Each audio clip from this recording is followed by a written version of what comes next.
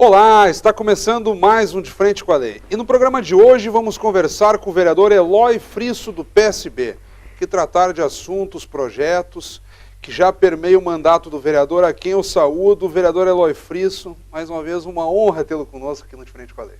Fábio, é sempre um prazer estar aqui na nossa TV Câmara, né? Vereador Eloy Frisso, pegando especificamente esta legislatura, que já está no seu 6º mês, nosso foco, a 17ª legislatura, o senhor cumprindo o 6º mandato de vereador.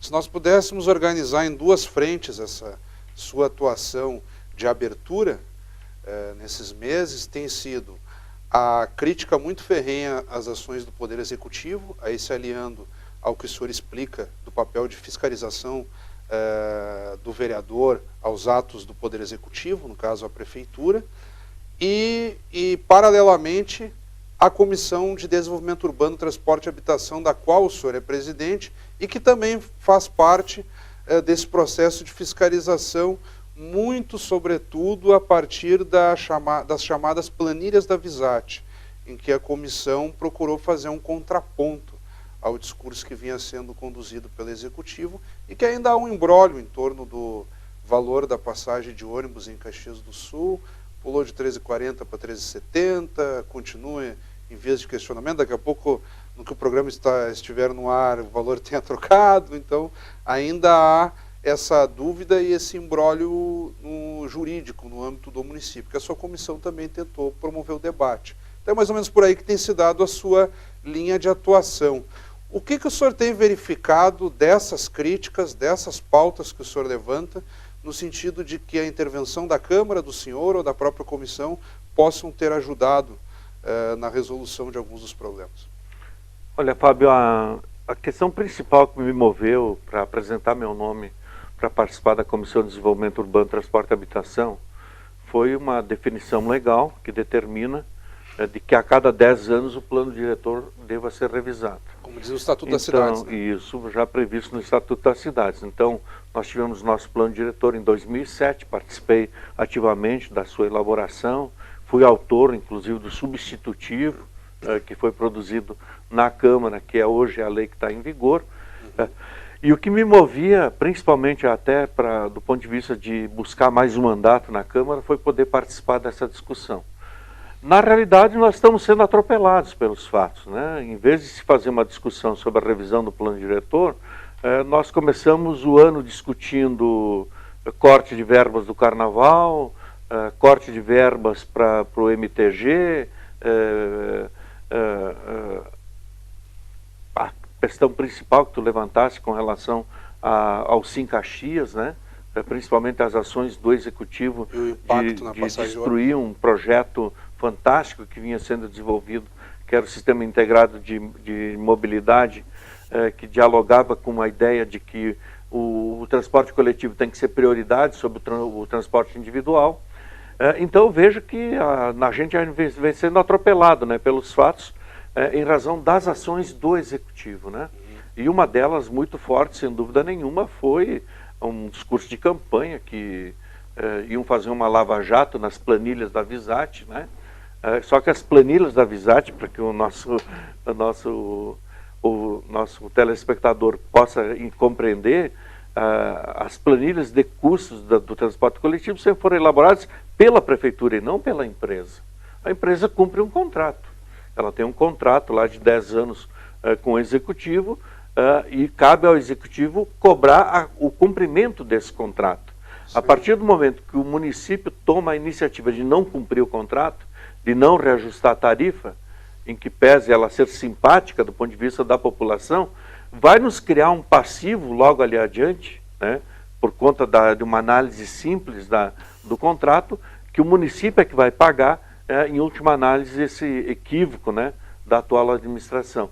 Do ponto de vista de fazer uma média com a população. O senhor se refere principalmente, desculpa interromper, ao congelamento de preço, sim, que vigorou aí por uns bons meses, o contrato diz lá o seguinte, que a cada ano você tem lá uma análise do equilíbrio ou desequilíbrio, né, econômico-financeiro do contrato, e tu reajustas a tarifa ou para cima ou reduz para baixo, dependendo do que acontecer na economia. Baixou o preço da gasolina, reduz o preço da tarifa. Claro. Aumentou o preço da gasolina, do pneu, do dissídio coletivo da categoria dos transportadores, assim por diante, reajusta. Esse é o que diz o contrato. E a lógica não prevaleceu, né, a nível do executivo. Seguindo então nessa linha que o senhor traz, e pegando o plano diretor, nós já estamos na metade do ano, como o senhor mesmo colocou, por uma disposição do Estatuto das Cidades, passados 10 anos da última revisão que se deu em 2007, tem que acontecer esse ano. Pelo que o senhor tem manifestado, precisa haver uma provocação a partir de um projeto que venha da Prefeitura, do Executivo, e a partir disso a comissão atua e os vereadores entram com emendas, audiências públicas, aí fazendo todo o debate, como é de praxe no rito do Legislativo. O que falta para aportar, digamos assim, esse projeto na Câmara, haja vista que agora só temos metade do ano, vereador, pela frente? Olha, nós tomamos a iniciativa de marcar uma audiência com o secretário de Planejamento, Fernando, né? E fizemos uma reunião com ele e tal, onde colocamos que nós queríamos estabelecer um calendário comum entre Câmara e Prefeitura, do ponto de vista de discutir essa revisão do plano diretor. A chamada de audiências públicas, assim por diante. Lamentavelmente não tivemos uma contrapartida até agora de parte do Executivo, né? E de fato a legislação diz o seguinte, que a iniciativa, do ponto de vista de propor as mudanças, de encaminhar um projeto de revisão à Câmara, é do Executivo. O que a Câmara pode fazer é chamar audiências, começar a discutir demandas importantíssimas que nós temos na cidade, e até nós colocávamos para o secretário o que a Prefeitura pretende discutir, plano viário, né, um problema grave no município, a expansão urbana, a questão do perímetro urbano. Hoje nós temos já vários loteamentos irregulares acontecendo na área rural. Eu cito São Bárbara de Anarrec, eu cito Altos de Galópolis, né? Eu cito outros problemas na região do Risso, também avançando para cima de Forqueta. Então nós temos demandas aí que têm que ser obrigatoriamente discutidas a nível da cidade, né? De redução do perímetro e até ou de ampliação do perímetro em alguns casos. Tem outras questões fundamentais, como a questão da mobilidade, que é um tema que nós já vemos discutindo, né, e que faz parte da questão do plano diretor. Lamentavelmente, nós não temos visto nenhuma ação mais concreta de parte do Executivo. O que existe são ações da sociedade, por exemplo, o Sinduscom, agora recentemente promoveu uma palestra muito interessante lá patrocinado por essas entidades, a cidade que queremos e tal, assim por diante, né? Tivemos uma participação forte lá também, mas, lamentavelmente, de parte do Executivo ainda nós não temos nada de real proposto para a Câmara. Uma outra iniciativa, vereador, que também dialoga com a temática da sua comissão, e aí eu confesso para o senhor que, como eu não tenho carro, eu uso muito o transporte, ou táxi-lotação, táxi e o próprio Uber. E todo mundo questiona, como é que está o projeto lá dos Uber? Aí nós sabemos que não é projeto do Uber, que a Prefeitura encaminhou à Câmara um projeto no sentido de dar início a uma regulamentação dos chamados transportes por aplicativos. E aí vai pegar o Uber, o Easy Taxi, todos os outros aplicativos. Esse projeto aportou na Comissão de Constituição e Justiça e está tramitando na Câmara. Como é uma área afim à sua comissão, em dado momento chegará também, são aquele momento da tramitação temática, como nós dissemos aqui dentro do Legislativo. O que o senhor já pode dar de retorno a essas pessoas? Eu sou muito questionado na rua também. Como é que está o projeto de lei lá do transporte por aplicativos, enfim? O Executivo está muito devagar, né, quase parando, né, nessa discussão. Veja que essa discussão foi proposta ainda no ano passado, por uma iniciativa do vereador Adilóide Domênico. Foi apresentado um anteprojeto de regulamentação dos chamados aplicativos, né, entre eles o Uber. Esse projeto, por vício de origem, né, não tramitou no Executivo, no Legislativo, e foi encaminhado como sugestão à Secretaria de Transportes. Uma provocação do vereador Adilóide. A Secretaria de Transportes, então, com base nesse projeto e outros, possivelmente encaminhou já a partir de abril, se eu não me engano, um projeto de lei para a Câmara, né? E esse projeto caiu na Comissão de Constituição e Justiça, da qual a vereadora Paula Iores é a relatora, e na análise do mérito, do ponto de vista legal, se observou ali que tinha vários problemas, né? Então o projeto foi remetido de volta ao Executivo, estamos aguardando o retorno do projeto para que ele volte na Comissão de Constituição e Justiça, e após isso, após o parecer da Comissão de Constituição e Justiça, é que ele vai vir para a Comissão de Desenvolvimento Urbano, Transporte e Habitação, para análise de mérito, né? Então, a parte temática, eu tenho dito já para um monte de taxistas, o pessoal que trabalha com Uber, por exemplo, de que estou aguardando, né? Estamos aguardando, ficamos no compromisso de convocar uma audiência pública para discutir esse projeto abertamente. Faremos isso, né? Mas lamentavelmente não está havendo a pressa que deveria ter, né? Por conta dos conflitos que estão acontecendo na rua, brigas entre taxistas, entre profissionais que trabalham para o Uber e assim por diante, né? Que se a regulamentação acontecesse, isso provavelmente já teria sido evitado.